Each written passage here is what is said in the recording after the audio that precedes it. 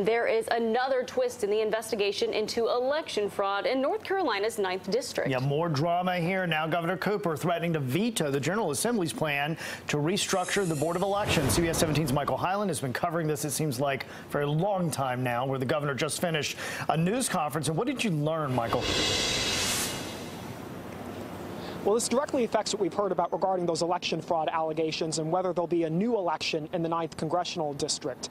Governor Roy Cooper says he's prepared to veto a bill that would restructure the state's Board of Elections. Part of the bill changes how the board investigates campaign and election issues and could make those investigations confidential. That's the part Cooper doesn't like.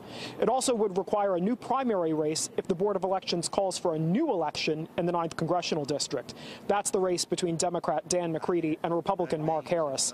The state is investigating whether McCrae Dowless, a man Harris hired, mishandled hundreds of absentee ballots.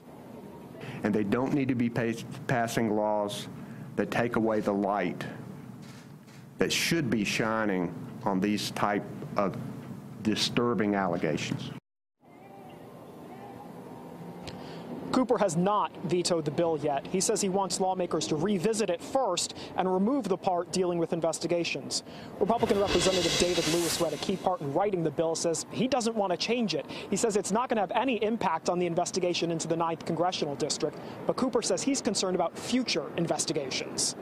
Live in Raleigh, Michael Hyland, CBS 17 News. All right, Michael, thanks for that. We'll have to see what happens. And North Carolina Senate Majority Leader Phil Berger is, of course, responding to Governor Cooper's threatened veto. He says, quote, Governor Cooper's failure to act is holding the entire Board of Elections hostage, including the NC9 investigation and his effort to achieve unchecked power to launch corrupt and unfounded partisan attacks on legislators.